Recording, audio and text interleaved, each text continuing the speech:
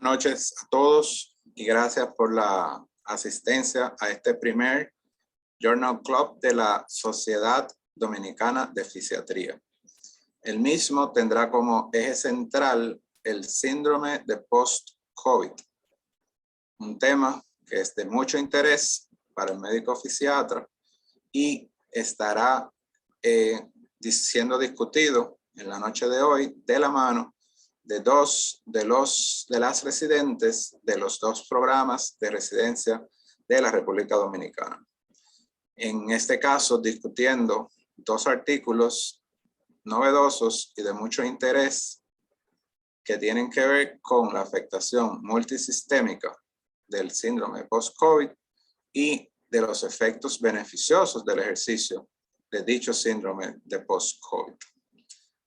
A manera de recordatorio, algunas reglas básicas para el desarrollo de este Journal Club. Lo primero es que vamos a pedir que mantengan su micrófono en silencio y la cámara apagada hasta tanto lleguemos al término de las conferencias. Las preguntas y los comentarios van a ser recabadas del chat, de modo que al final de las dos conferencias podamos dedicar una sesión de preguntas y respuestas para las mismas. Agradecemos encarecidamente su presencia y apoyo a esta actividad y vamos a estar grabando la misma de modo que después podamos postearla y compartirla en nuestras redes. Recordar que como parte de esa modernidad debemos de ir integrando y digitalizando nuestra sociedad de cara al futuro. En primer lugar, vamos a presentar a la doctora Gabriela López, quien es residente de tercer año del programa de la Universidad Iberoamericana y el Hospital General de la Plaza de la Salud. La misma tendrá a cabo a su cargo la primera conferencia de esta noche. Reiteramos nuevamente las gracias por participar de este primer Journal Club y primera actividad académica de la sociedad en este año 2022. Gabriela será la primera conferencista. En segundo orden, y no menos importante, tendremos a cargo de la doctora Natalie Núñez, residente de segundo año del programa de la Universidad, de la Pontificia Universidad Católica Madre y Maestra y el Hospital Regional José María Cabral Ibáez en Santiago, el tema de efectos beneficiosos del ejercicio.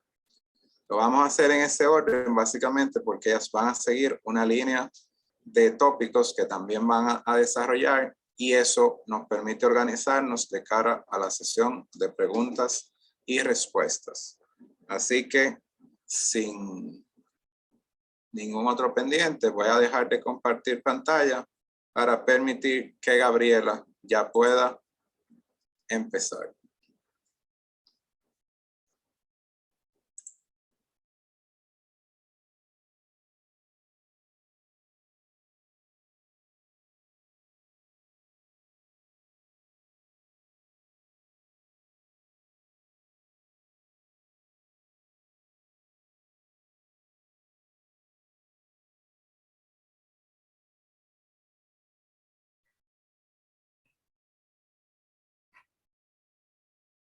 ¿Puede visualizarse ya?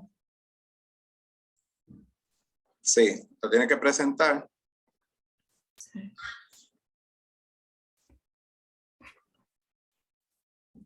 Ahora sí, puedes Okay. empezar. No me permite poner el video, doctor. Intenta ahora. Ok. Muy buenas noches. Como bien dijo el doctor, mi nombre es Gabriela López, residente de tercer año. Antes que todo, agradecerle la oportunidad que me dan de poder presentarle este artículo en la noche de hoy. Y ya sin más preámbulos, pues voy a iniciar con el artículo que me corresponde, titulado Afectación multisistémica en las secuelas del síndrome post-COVID-19. Declaro no tener conflicto de interés y ese es el contenido que vamos a estar tratando en la noche de hoy. Ese artículo fue revisado por el Consejo Institucional del Hospital Brigham and Women's y fue catalogado como un estudio de riesgo mínimo. Este fue enviado en octubre del año pasado, fue recibido el 15 de diciembre y finalmente aceptado el 20 de diciembre del año pasado. Este estuvo realizado por un equipo multidisciplinario compuesto por varios departamentos, entre los cuales el Departamento de Neurología del Brigham and Women's Hospital, en la Facultad de Medicina de Harvard, entre otros. Este estudio buscaba como objetivo establecer cuáles son las características cerebrovasculares, neuropáticas y autonómicas que se dan en aquellos pacientes que han sufrido coronavirus actualmente. Ese estudio fue retrospectivo de un solo centro y donde aquellos pacientes fueron con síndrome post-COVID, acudieron a un laboratorio autonómico del Hospital Brigham and Women's con fines de evaluación.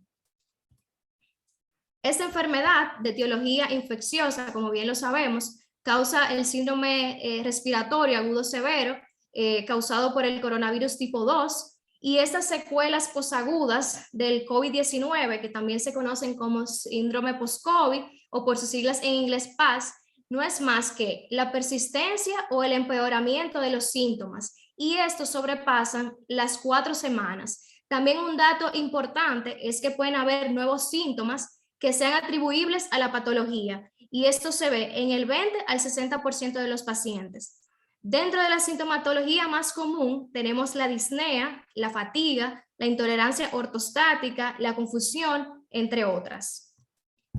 Sabemos que es una inflamación postinfecciosa donde se trae consigo diferentes disfunciones a nivel del sistema nervioso, a nivel pulmonar, vascular, que se ha evidenciado que es inmunomediada, y también puede deberse por lesiones neuronales ocultas que muchas veces no son percibidas.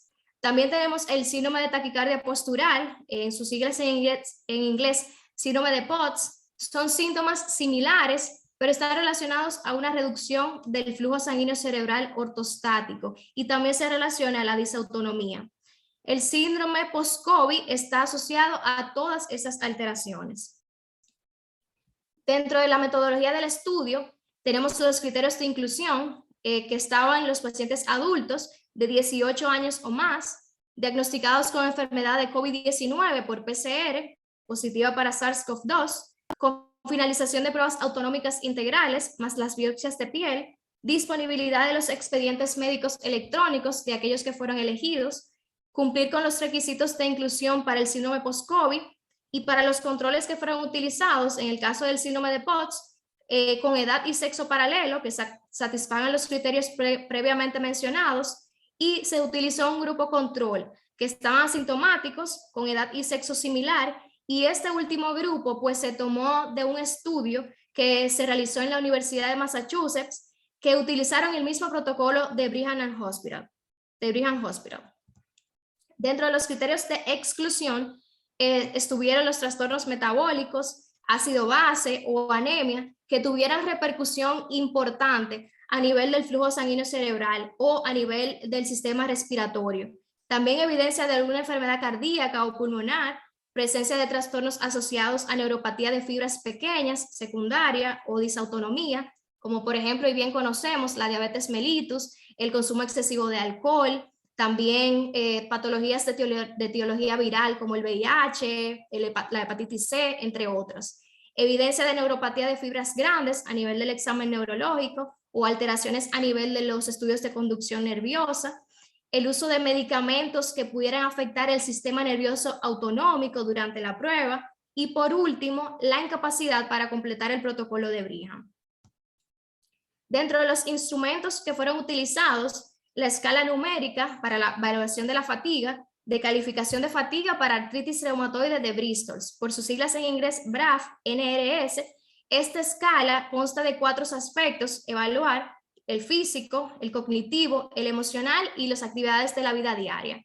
cada uno con una puntuación del 0 a 21 y una puntuación total de 0 a 70. Mientras mayor es la puntuación, pues mayor es la severidad de la fatiga. Otra escala que se utilizó fue la escala de evaluación, que es validada de igual forma. Evaluó en 3 aspectos: la gravedad, el efecto en la vida diaria y la capacidad de afrontamiento. Cada uno de ellos valió con una puntuación del 0 al 10, y de igual forma, mientras mayor es la puntuación, pues más es la severidad. La confusión mental, como no hay una escala validada actualmente, en este estudio elaboraron una escala de 10 puntos, conocida como la BFS, Brain Fog Scale, con 2 extremos: el 0, que no tenía la presencia, y el 10, que era incapacitantemente severa. Dentro de los criterios de inclusión para el síndrome post-COVID, la presencia de fatiga crónica, más de 4 semanas, grado 3 o más en ambas escalas mencionadas, y un intervalo de 6 semanas después de la infección aguda por coronavirus. Dentro de las alteraciones sensoriales, se utilizaron la escala de puntuación total de síntomas de neuropatía, NTSS, donde se evaluaron aspectos como las parestesias, alodinia, entumecimiento, dolor, y la puntuación iba del 0 a 21,96. Los síntomas autonómicos fueron evaluados a través de una encuesta de síntomas autonómicos, SAS por sus siglas en inglés, donde se evaluaron síntomas sexuales, sudomotores, gastrointestinales, ortostáticos, vasomotores, etc.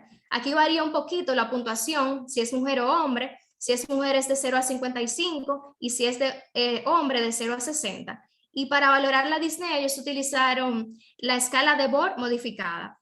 También este estudio se utilizó como método para definir la neuropatía de fibras pequeñas, pues ambas escalas que les traigo en esta diapositiva, y también la evaluación de biopsia de piel. En cuanto al protocolo de Brigham, era una serie de pruebas autonómicas funcionales y biopsia de piel para la evaluación de las fibras pequeñas, y fueron calificadas por un método que se llama QSAC. También, aunado, se evaluaron la respiración profunda, la utilización de maniobras de Valsalva, la prueba de inclinación de 10 minutos y la evaluación sudomotora. Agregado a eso, también utilizaron herramientas como el electrocardiograma, el CO2 expiratorio final y también la toma de presión, tanto continua como intermitente.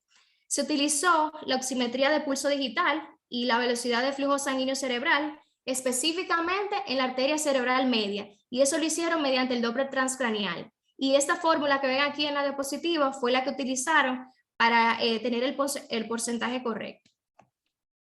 En cuanto al CO2, se ha evidenciado que tiene un efecto significativo en cuanto a la velocidad de flujo sanguíneo cerebral, es decir, que tanto la hipocapnia como la hipercapnia tienen un efecto sobre el diámetro de las arteriolas cerebrales. Dígase que o pueden causar disminución o pueden causar aumento, porque hay o una disminución o un aumento a nivel de la resistencia de la vasculatura. En un individuo que sea sano, que no tenga una patología de base, se experimenta una disminución de 1 milímetro de mercurio en el CO2 expiratorio final, y eso, por lo tanto, reduce la velocidad del flujo sanguíneo cerebral en aproximadamente un 3%. La presión arterial al nivel de la arteria cerebral media se calculó a partir de la presión del brazo, se tomó una medida entre la válvula mitral y la arteria cerebral media, y a eso se le aplicó una reducción de aproximadamente 2 milímetros de mercurio por cada 2 centímetros de desplazamiento vertical. También se utilizó el índice de resistencia vascular cerebral, donde se calculó la presión arterial media en la arteria cerebral media, y eso se dividió por la velocidad del flujo sanguíneo cerebral medio. Y en cuanto a la oxigenación de la sangre, pues se utilizó la oximetría de pulso a través del dedo. En cuanto a la biopsia de piel, pues se utilizaron 2 herramientas: la densidad de fibras nerviosas epidérmicas y la densidad de fibras nerviosas en las glándulas sudoríparas. Se tomaron muestras a nivel del muslo proximal y de la pantorrilla, y esto se utilizó con tinción de inmunoperoxidasa. En cuanto al panel inflamatorio, se hicieron una serie de marcadores inflamatorios, dentro de los cuales destaco algunos aquí: la proteína C reactiva, el factor de necrosis tumoral alfa, las interleuquinas, sobre todo la 10 y la 6, y aquí hago hincapié en el anticuerpo disacárido de heparina trisulfatasa, que más adelante les voy a explicar el porqué.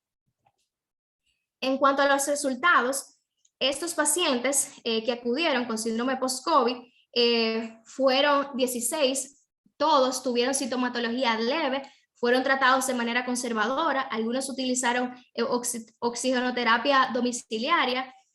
Algo importante a recalcar aquí es que ellos no tenían, estos pacientes no tenían el esquema de vacunación y tampoco tenían antecedentes de enfermedad importante, ni respiratoria, ni hepática, ni renal, ni cardiovascular.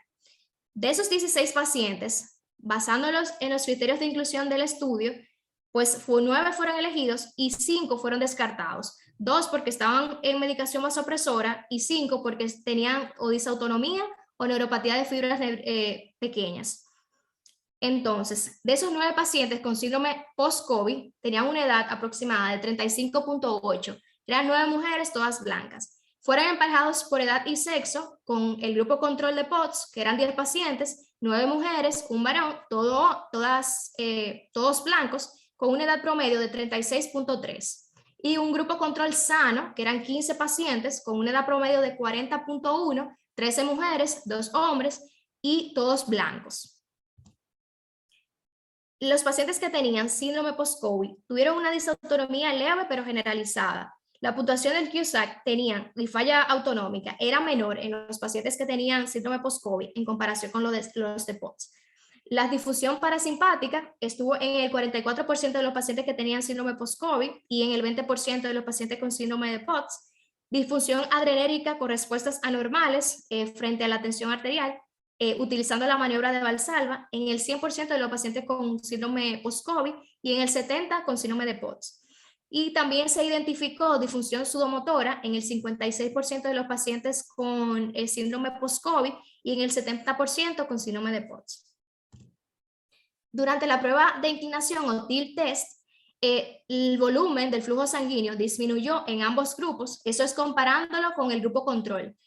Este flujo, esta velocidad de flujo sanguíneo, también se identificó con otra variable, si tenía taquicardia ortostática o si no la tenía.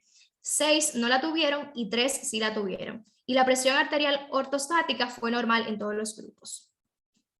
En cuanto a la expiración de volumen del CO2 o end-tidal CO2, se redujo en el grupo con síndrome post-COVID en comparación con el de POTS, y durante la prueba del TIL test, el TIL test o prueba de inclinación, el CO2 correspondiente final se mantuvo estable en ambos grupos. En el de POTS se disminuyó y en el síndrome post-COVID se mantuvo ligeramente bajo pero estable. Y la saturación de oxígeno fue normal en todos los grupos. En cuanto a las biopsias, fueron normales en el grupo sano y el 78% con síndrome post-COVID y el 50% con síndrome de POTS tenían neuropatías de fibras pequeñas. En cuanto a los marcadores inflamatorios, el 67% con síndrome post-COVID y el 70% con síndrome de POTS tuvieron por lo menos un marcador inflamatorio elevado. Y aquí les muestro el anticuerpo que les mencionaba anteriormente, el TS-HDS, que fue encontrado en el 44% de los pacientes post-COVID elevado. En cuanto a la discusión, el grado de reducción que se encontró en este estudio concerniente a la velocidad de flujo sanguíneo cerebral fue de aproximadamente un 20%, lo cual es bastante significativo, similar a los del grupo con POTS, pero eso se relacionaba más con hipoperfusión cerebral. Esta disminución en este flujo se debía en gran medida en los pacientes con síndrome post-COVID a la hipocapnia. Ahora bien, en los pacientes con síndrome de POTS era principalmente debida a la hipocapnia. ¿Y qué quiero decir con todo esto, este estudio? Que la inflamación vascular de bajo grado, independientemente de si es de bajo grado, tiene una repercusión importante a nivel de la rigidez que muestra la vasculatura en los pacientes que han presentado infección por coronavirus. Y también nos muestra que hay un aumento de la resistencia a nivel de la misma, inflamación como tal, y también hay un daño endotelial. Eso impide que la oxigenación llegue correctamente al tejido cerebral y por lo tanto los pacientes muestran alteración cognitiva, que eso explicaría varios de los síntomas que presentan los pacientes con síndrome post-COVID. El COVID-19 puede causar neuropatía de fibras pequeñas y disautonomía. Las alteraciones sensoriales pueden ser de nuevo o pueden ser que exacerbaban condiciones que ya estaban presentes. Y en cuanto a los marcadores inflamatorios, la elevación de los mismos sugiere que esa inflamación puede ser crónica, que puede ser inmunomediada, y el anticuerpo que les mencionaba, el TSHDS, se encuentra abundante en los nervios periféricos. Eso nos puede indicar que estos pacientes pueden estar cursando con una vasculitis inmunomediada. La creatinifosfoquinasa también fue normal en 7 de los pacientes con síndrome post-COVID. En el 78% de los pacientes con síndrome post-COVID, un dato curioso era que tenían antecedentes de ansiedad y depresión. Eso puede sugerir que existe una vulnerabilidad neuropsiquiátrica para presentar el síndrome post-COVID. Ya en cuanto a las limitaciones, pues la muestra de pacientes realmente en cada grupo fue muy pequeña en comparación con la población que actualmente ha sido afectada por el COVID-19. Sin embargo, este síndrome, está muy poco definido actualmente, y otra de las limitaciones que se encontraron durante los instrumentos es la medición de la velocidad del flujo sanguíneo cerebral, que se tomó como diámetro la arteria cerebral media, asumiendo que es constante, pero esta puede tener variación. Se utilizaron más marcadores inmunes inespecíficos también. No se utilizaron pruebas para medir de manera cardiovascular más profundo, por ejemplo, la resonancia magnética cardiovascular. No se realizaron evaluaciones pulmonares completas en el grupo de los pacientes post-COVID, lo cual pudo haber arrojado información importante. Y ya a manera de conclusión, pues hemos visto a través de este estudio que los pacientes con síndrome post-COVID se detectaron anomalías multisistémicas en los mismos, sobre todo respiratorias, cerebrovasculares, y autoinmune y neuronal. Esta inflamación de bajo grado que se ha evidenciado a nivel de los vasos pequeños sí juega un papel importante a nivel a la hora de que estos pacientes puedan presentar alguna sintomatología luego de la infección por coronavirus. Si bien es cierto, se necesitan estudios mucho más amplios, idealmente prospectivos, donde se puedan confirmar estos hallazgos que se han evidenciado en esta investigación, porque a la larga y al final de la historia, que podamos a través de tener una buena base científica, pues poderle brindar las mejores intervenciones posibles a estos pacientes que han sido afectados por el COVID-19 y que su calidad de vida actualmente se ha visto significativamente alterada. Es cuanto, y muchas gracias por su atención.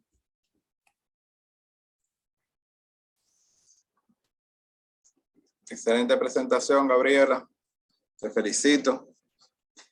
Si puedes, te quedas por ahí un momentico para al final hacer la sesión de preguntas y respuestas.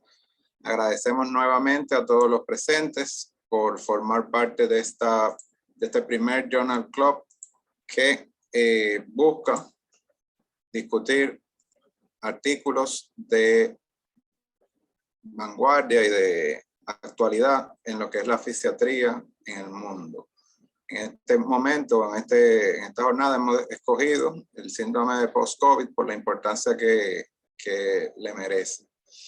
Ahora pasamos a la segunda conferencia, y esta estará a cargo de la doctora Natalie Núñez, que es residente de segundo año del programa del Hospital Cabral Ibáez y la Pucamaima. Natalie, si puedes activar tu cámara y puedes compartir pantalla.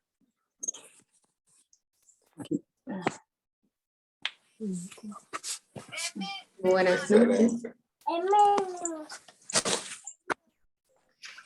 Buenas noches. Continuando con lo que son las presentaciones de artículos, tenemos lo que es como segundo artículo el síndrome post-COVID-19 y los beneficios potenciales del ejercicio. Nosotros vamos a presentar un artículo de revisión,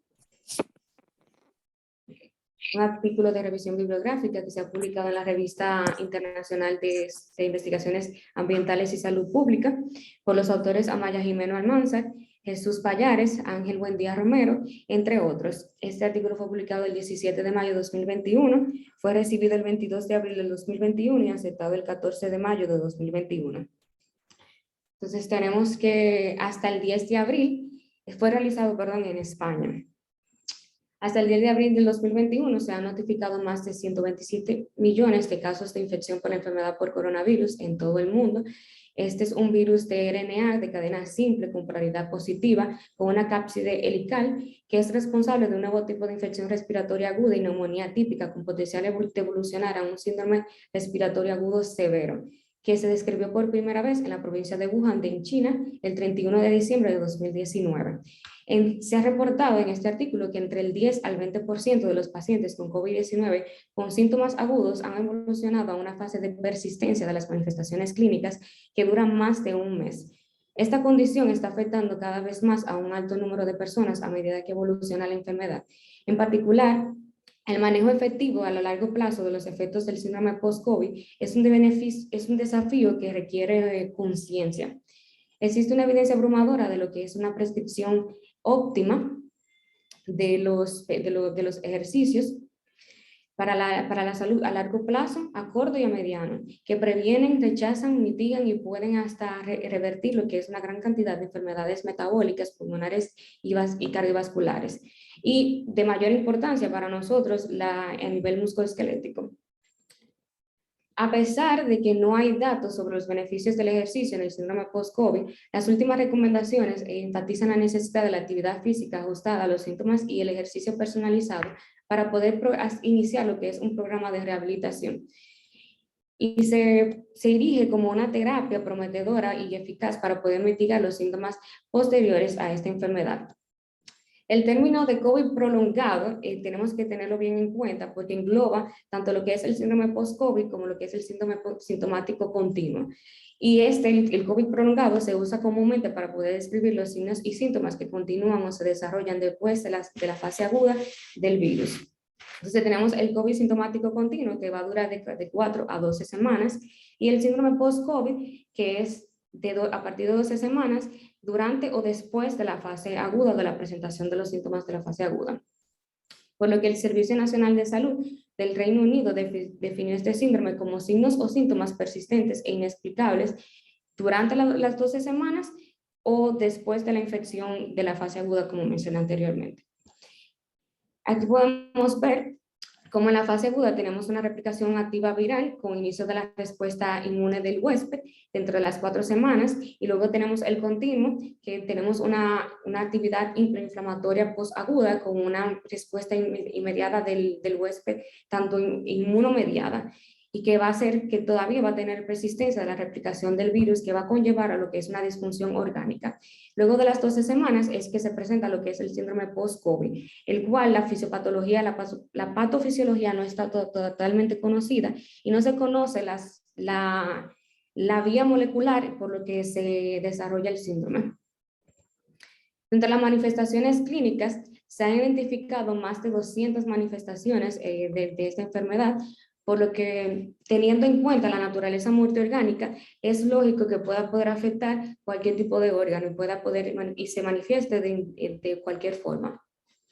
En esta figura podemos ver que los síntomas más importantes o los que mayormente se presentan son la persistencia de la alteración del gusto y del olfato, los síntomas neuropsicológicos, la disnea y la fatiga y los síntomas musculoesqueléticos como la mialgia. Tenemos que tener en cuenta que los pacientes hospitalizados y los no hospitalizados tienden a tener una diferencias en la presentación de los síntomas y recalcando que los pacientes hospitalizados van a tener un mayor porcentaje de lo que son los síntomas en general, o sea, van a presentar mayores síntomas que los pacientes no hospitalizados. Dentro de esto tenemos, como mencionamos anteriormente, la fatiga, la disnea, la tos, el dolor, el insomnio, el dolor de cabeza y la pérdida del olfato y del gusto. Tenemos que tener en cuenta que el 80% de los pacientes pueden presentar de 1 a 10 síntomas, que es más frecuente en las mujeres, y de igual forma la fatiga y las mialgias son mucho más frecuentes en las mujeres. La fatiga es el signo que mayormente produce una discapacidad en estos pacientes porque disminuye su calidad de vida y es más probable que los síntomas sean persistentes cuando el paciente presente una mayor edad. También son de carácter fluctuante y su aparición varía con el tiempo. Las percepciones de los pacientes generalmente son cambiantes en el tiempo, también como la forma. Y no existe un patrón definitivo o definido de evolución de los síntomas y los pacientes suelen responder a diferentes estímulos. Se sugiere varios mecanismos en la fisiopatología del síndrome como tal, pero de esto tenemos lo que son los múltiples o los sinérgicos y que se explica o se tienen dentro del artículo han planteado lo que son las lesiones persistentes, los pacientes que tienen daños genéticos o los factores genéticos que puedan tener el paciente, así como las comorbilidades, si es diabético, si es hipertenso, y la misma insuficiencia orgánica que produce el virus. También las modificaciones ambientales pueden hacer que haya una respuesta diferente en cada organismo. En cuanto al sistema inmune, tenemos que primeramente se va a activar lo que es la célula presentadora de antígeno, que va a reconocer el virus como tal. Esta va a hacer que las células, los linfocitos T, que son los que van a secretar las citoquinas, y los responsables de secretar las citoquinas, que van a activar las células P para que puedan formar anticuerpos ante este antígeno, que no son en realidad totalmente, se dice que no son específicos en el texto, pero esta respuesta inflamatoria puede ir a los órganos dianas y pueden formar lo que son una respuesta, una tormenta de citoquinas que puede producir un daño endotelial. Ese daño endotelial es que puede llevar a una falla multiorgánica y puede que sea el responsable de la persistencia de los síntomas. Entonces, dentro de la fisiopatología, en los trastornos neurológicos y psicológicos, se puede presentar con trastornos del estado del ánimo, así como la ansiedad, la depresión, trastornos del sueño y trastornos del estrés postraumático, así como síntomas físicos como el cansancio, la disnea, palpitaciones, dolor torácico, dolor de cabeza, sudoración, náuseas, temblores y hasta insomnio. El deterioro neurocognitivo podría estar relacionado con las propiedades neurotrópicas de este virus, lo que permite infectar regiones del cerebro con un mecanismo de invasión retrógrada neuronal a través del bulbo olfatorio y del nervio trigémino. De forma hematógena también se puede propagar superando lo que es la barrera hematoencefálica y también por vías inmunomediadas con células inmunitarias que transmiten el patógeno hasta el cerebro. Se tiene que tener una atención, se debe de centrarse en lo que es el manejo sintomático y también en la rehabilitación física y mental, por lo que el tratamiento va enfocado en un abordaje multidisciplinario y holístico, que tiene que tener un equipo dedicado al estudio de los efectos del ejercicio físico en cuanto a la salud. No hay evidencia actualmente sobre el papel del enfoque nutricional o ejercicio como tal, pero el artículo hace énfasis de que si se hace un programa dedicado a este tipo de pacientes, sí puede haber mejoría de los síntomas como tal y vamos a ver más adelante cómo se mejora a nivel sistemático en cada uno de los sistemas el ejercicio en general. Por lo que tiene que tener abordaje tanto de la parte física, psicológica y social.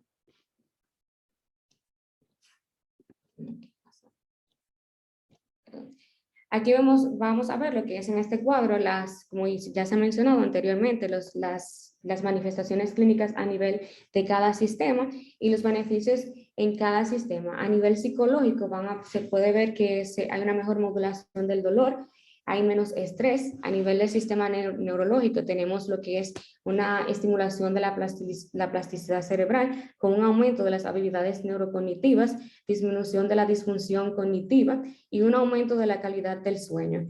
En el sistema cardiovascular vamos a tener un aumento de la biogénesis mitocondrial con aumento de la vascularidad, aumento de la función cardiovascular y una disminución de la presión sanguínea. Y mejora o normaliza lo que es la disautonomía, que es la disfunción en el sistema autónomo. En el sistema respiratorio vamos a tener una disminución de la disnea, un aumento de la recaptación de oxígeno, un aumento de la función pulmonar y un aumento del estrés oxidativo. A nivel del sistema musculoesquelético tenemos un aumento de la masa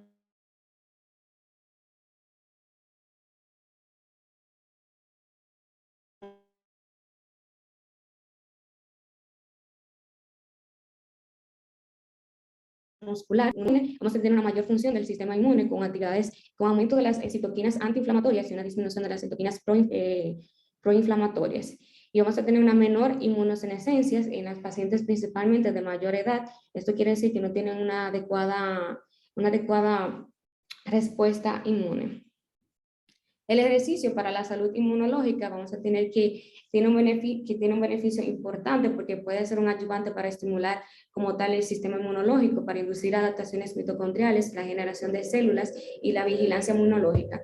El estado físico puede ser un factor modificable determinante para la promoción de adaptaciones metabólicas y funcionales de los linfocitos T y también de los monocitos. De los monocitos contrarrestantes en los ambientes inflamatorios causados por el tejido adiposo expandido, ya que en el tejido adiposo, a mayor tejido adiposo, mayor respuesta proinflamatoria, porque el tejido adiposo tiene propiedades proinflamatorias, pues tiene la capacidad de poder secretar citoquinas que son proinflamatorias.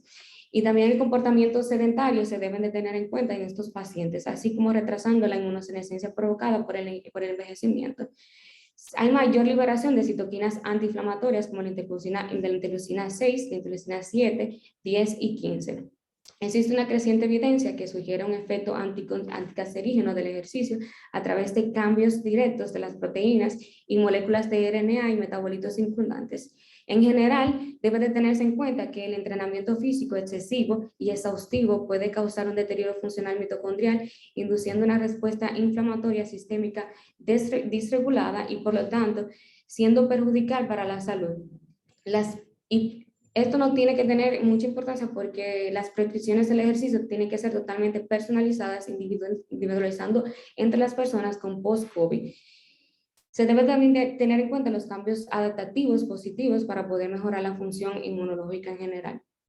Los síntomas físicos que estos pacientes pueden tener, que mencionamos anteriormente, tiene que tener un enfoque también individual y dirigido y con estrategias no farmacológicas principalmente, aunque hay tratamientos farmacológicos, pero en este caso no farmacológico, y tomando en cuenta también que estas personas que pueden tener otras enfermedades como enfermedades reumáticas y musculoesqueléticas que están caracterizadas por dolor crónico también. Entonces tiene que enfocarse en las limitaciones físicas de estos pacientes, la fatiga que presente y la baja tolerancia que puedan tener ante el programa que se pueda realizar. Además, se ha demostrado ampliamente que los programas de entrenamiento de fuerza y ejercicios de componentes múltiples son seguros y efectivos entre las personas vulnerables para revertir la fragilidad, la debilidad y restaurar la capacidad funcional a corto y largo plazo. De hecho, el entrenamiento de fuerza confiere beneficios multisistémicos únicos en el sistema musculoesquelético, mejorando tanto la morfología muscular, aumentando el número de sarcómeros en paralelo, aumentando la síntesis de ensamblajes contráctiles de actina y miosina y alternando lo que es la composición de las fibras musculares. Asimismo, a nivel neuronal, hay una mejora del sistema neurológico y una coordinación intermuscular que van a regular todo el metabolismo del cuerpo. La evidencia más reciente sobre el entrenamiento de fuerza respalda que el uso de las cargas bajas, volumen bajo y repeticiones sin fallar pueden producir mejoras considerables en la fuerza en dinámica máxima, la potencia y la hipertrofia muscular, al tiempo que previenen las molestias, la fatiga o la rigidez típicas después de los entrenamientos tradicionales de alta intensidad. El ejercicio tiene que ser una experiencia placentera, divertida y bien tolerada para que los pacientes puedan seguir la rutina y puedan tener una mejoría significativa. En cuanto a la rehabilitación pulmonar, tenemos que la rehabilitación pulmonar va a aliviar la disnea y la fatiga y va a mejorar la autonomía de las personas con trastornos pulmonares como la enfermedad pulmonar intersticial o la enfermedad pulmonar obstructiva crónica. De hecho, una rehabilitación pulmonar se asocia con un menor riesgo de mortalidad entre los pacientes hospitalizados por otras entidades como el POC. Tanto el entrenamiento de resistencia continua como los intervalos mejoran los resultados cardiopulmonares. Sin embargo, el entrenamiento basado en intervalos se usa como un enfoque más efectivo para optimizar la carga que se puede tolerar en los programas de ejercicio para pacientes pulmonares clínicos. La disfunción muscular, como consecuencia de la enfermedad pulmonar, así como atrofia muscular, capacidad oxidativa reducida y disminución de la proporción de fibras musculares, puede mitigarse e incluso revertirse con intervenciones de entrenamiento de fuerza. La meta de la rehabilitación pulmonar como tal es mejorar el consumo máximo de oxígeno pulmonar, el estrés oxidativo sistémico y la fuerza muscular, el tamaño muscular, la capacidad funcional y la calidad de vida del paciente. En cuanto a la salud cardiovascular, la rehabilitación cardíaca puede mejorar la biogénesis y función mitocondrial y restaurar y mejorar la vasculatura con una disminución de lo que es la remodelación cardíaca, de angiogénesis y expansión de volumen sanguíneo. O sea, puede aumentar lo que es la expansión del volumen sanguíneo.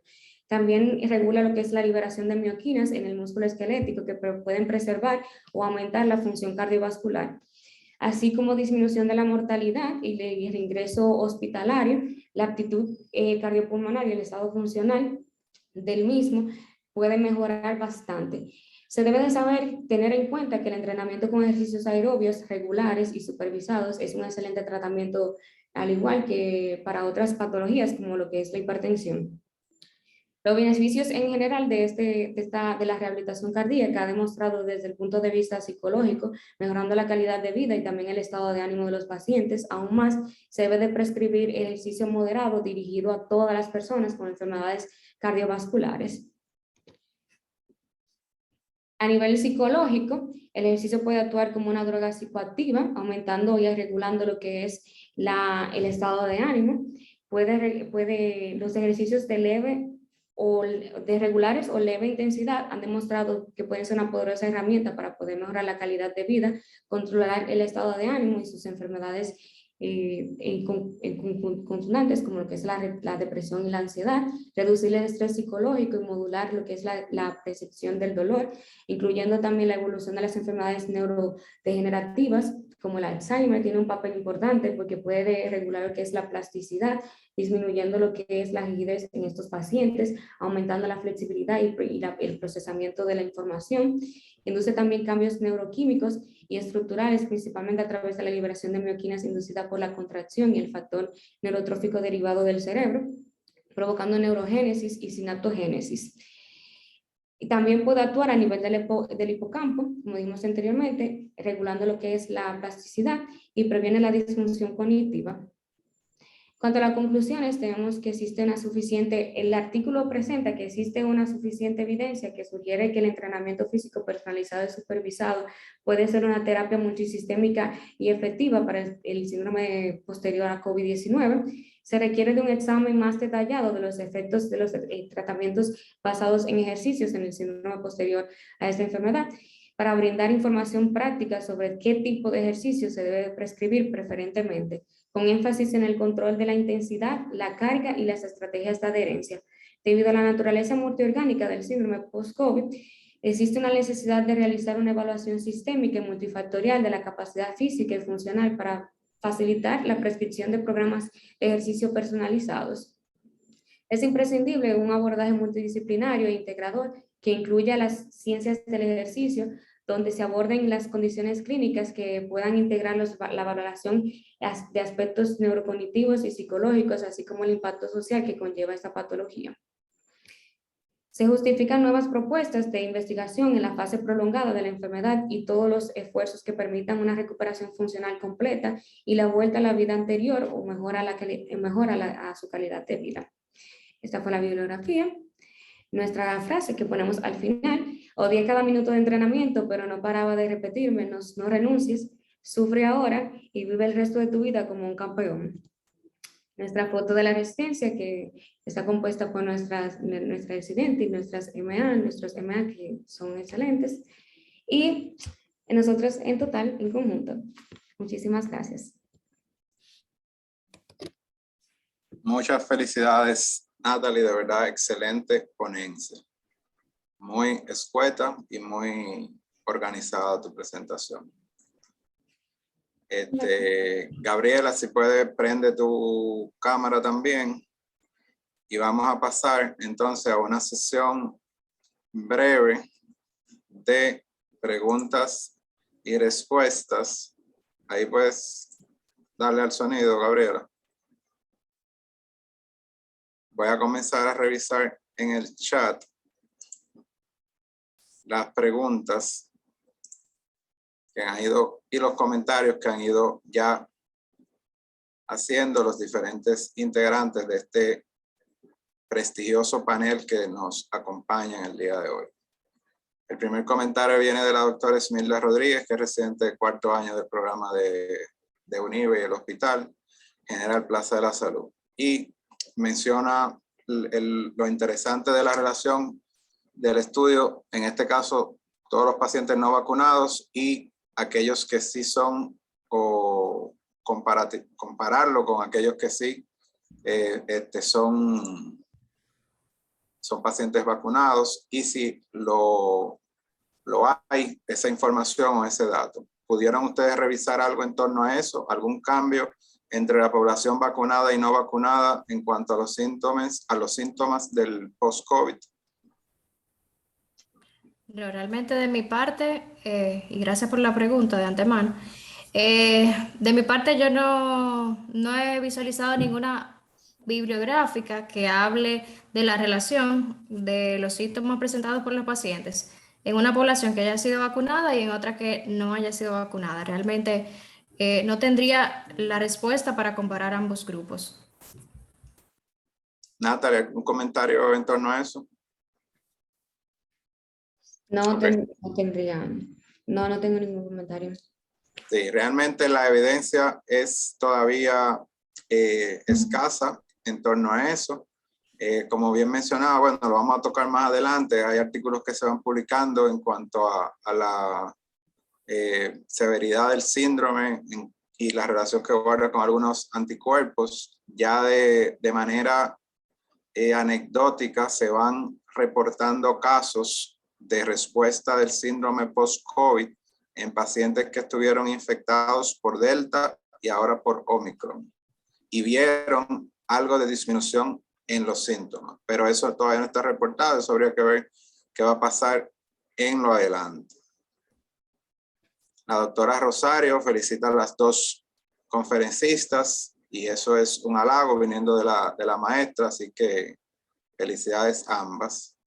Muchas gracias. Excelente presentación también de la doctora Pinedo, y menciona aquí la doctora Pinedo un artículo que también menciona la doctora Espinal, que fue reportado recientemente, en donde evidenciaba que niveles elevados de autoanticuerpos al momento del diagnóstico de COVID podría ser un riesgo de que el paciente desarrollara long COVID. Y la doctora Espinal iba más específica, hablaba de cuáles son de la reducción de cuáles valores de anticuerpos, y de que alguna historia de comorbilidades como asma, mayor de edad o severidad de la enfermedad aguda podría entonces resultar beneficiados, o podrían resultarse beneficiados de hacer mediciones de estos valores de cara a ver ese pronóstico. Sí. Más felicitaciones por parte de algunos del parte del público. Saludos a todos y agradecer a todos encarecidamente su presencia en la noche de hoy, miércoles, en esta presentación. Ok, entonces, ya sin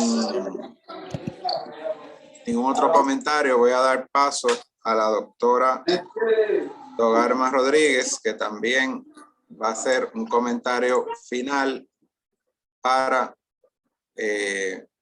luego dar paso a cerrar la conferencia. Doctora Togarma, ahí está la solicitud de reactivar, ahí está. Muchísimas gracias. Felicitar, y de verdad esta noche pues de mucha emoción, el poder ver, realizar algo que siempre hemos querido que suceda en nuestra sociedad, y es que los más jóvenes nos integren con los que ya tenemos más tiempo aquí, presentando cosas novedosas. Esta parte de estar revisando los Journal Clubs es algo fundamental, de verdad es sumamente valioso, porque no todos estamos dentro del hospital, y los que estamos en la práctica privada pues nos ayuda a vincularnos y a compartir. Me ha encantado ver aquí a la doctora Rosario, Milady Pérez, al doctor Leclerc. Bueno, no voy a mencionar a todos los que están aquí hoy, pero sí, qué bueno que se están integrando y que también nos permite de una manera más efectiva poder vernos e interactuar con la gente más joven. De igual manera también incentivarlos a que nosotros también comencemos a producir. Aquí hay mucho material y que nosotros podamos estar ahora produciendo nuestra propia data. Les animo a que comencemos a trabajarlo. Y me voy un poquito más lejos, y es que podamos hacer como un pool de pacientes, no importa dónde estemos cada uno de nosotros, así como se hacen los metaanálisis, que se cogen de todos los sitios, ¿verdad? Pues no importa que estemos en la plaza, que estemos en la práctica privada, que estemos donde quiera, si nos unimos todos a armar el mismo protocolo para levantar la data, podríamos tener una data muy, muy rica para nosotros luego poder compartir y poder mostrar al mundo también de cómo se está comportando el COVID con nosotros. Así es que de verdad me ha encantado ver a Gabriela y a Natalie hoy, lo han hecho extraordinariamente bien, muy puntual, muy precisa, y la selección de los artículos excelente, muy bien. Así es que enhorabuena y muchas gracias a todos los compañeros que han estado por aquí esta noche. Y a Francisco, que hay que reconocer, y el aplauso porque el doctor de la Rosa se mantiene ahí machacando y lo está sacando, ¿eh? Así es que esperamos que esto se siga multiplicando más. Muchas gracias por el esfuerzo. Gracias, doctora, por los comentarios, y nuevamente felicitar a las dos conferencistas de la noche de hoy. Sin duda alguna, puntas de lanza y gran representación de lo que tenemos actualmente en los dos programas, y que, como dice la doctora Rosario, se prepara para ser el presente y futuro de la fisiatría en el país, a seguir sumando buenos recursos a la especialidad que tanto queremos. Ya a manera de conclusión, quisiéramos llevar este mensaje como junta directiva, y es que reiniciamos las jornadas regionales. Nuestra próxima cita será en el mes de marzo en la región norte. Aparte en la fecha, vamos a pasar toda la información por el grupo de WhatsApp para que estén todos informados. Ustedes saben que estamos en una situación dinámica y cambiante, pero nos disponemos a hacer actividades presenciales tanto como se pueda. Y las jornadas regionales, ustedes saben que juegan un rol fundamental en este sistema de educación continua de la Sociedad Dominicana de Fisiatría y de nuestra especialidad. Así que vayan apartando la fecha, estamos a 2 meses todavía de ese evento, y la intención es poder de manera segura seguir compartiendo información de primera línea. Gracias de verdad a todos por asistir a este primer Journal Club. Prometemos que serán varios, como hablamos en el plan de trabajo al momento de tomar la gestión de este barco. Y justamente excusamos a la doctora Mariela Alberto, que es la presidenta de la junta directiva, porque por asuntos de salud no pudo estar presente en la noche de hoy, pero ella manda los saludos y sus disculpas públicas a todo el grupo. Así que gracias de verdad a todos por su presencia. Esta conferencia la voy a dejar colgada en YouTube, la vamos a subir en lo que promete será el canal de YouTube de esta sociedad de cara a próximos eventos, y pasaremos el link igual por el grupo de la Sociedad de Fisiatría. Para todos, muy buenas noches, gracias por estar aquí y ya será hasta la próxima.